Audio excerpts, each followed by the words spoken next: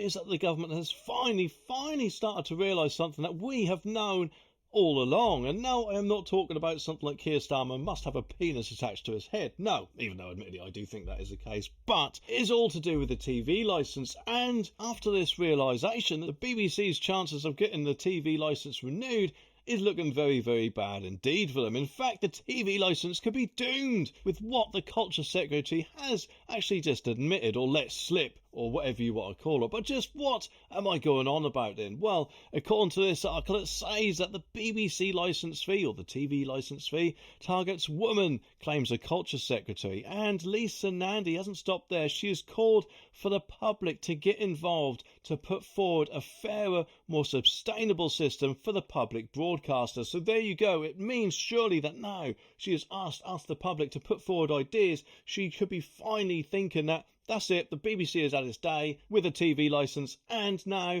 they're actually going to A, have to get off their bums and work very hard to get subscribers, or B, are going to actually have ads on their channel, which admittedly would be a first. And a lot of people don't like ads, but no doubt, of course, they'll do something like what Netflix, Disney Plus, even Paramount Plus, and whoever other streamer services probably do, and launch a thing where potentially, perhaps, who knows, you could even pay a couple of quid a month to actually not watch ads, which admittedly, yes, I know that's what the TV licence sort of is at the moment.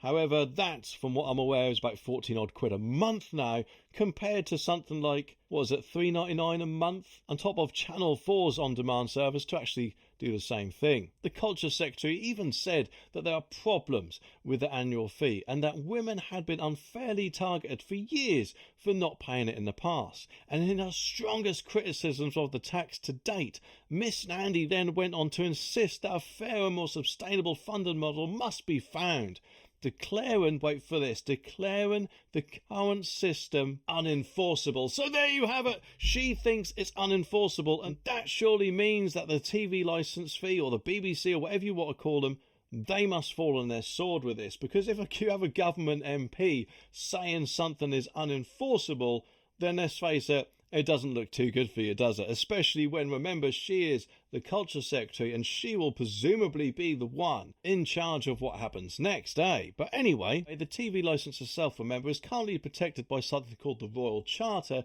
until 2027. But after 2027, the BBC will no doubt want to kiss Lisa Nandy's shoes, although admittedly that's not something that I'd like the thought of. But it says when the current charter expires at the end of 2027 and Miss Nandy has faced calls to use the review to make the £174.50 a year fee voluntary or abolish it entirely. So what has she actually said about it? Well, in an interview with The Telegraph, Miss Nandy was asked how the existence of the licence fee could be justified, because obviously we're in the age of streaming services now, aren't we? So that is very outdated indeed, in my opinion. But and how the government would be reviewing the licence fee ahead of the charter review. And she said, we recognise there are problems with the licence fee. Fewer people are paying it. It's unenforceable, and particularly I've been very concerned about the way it's been enforced in the past, with women, particularly vulnerable women, targeted for enforcement action, and the BBC has accepted that. So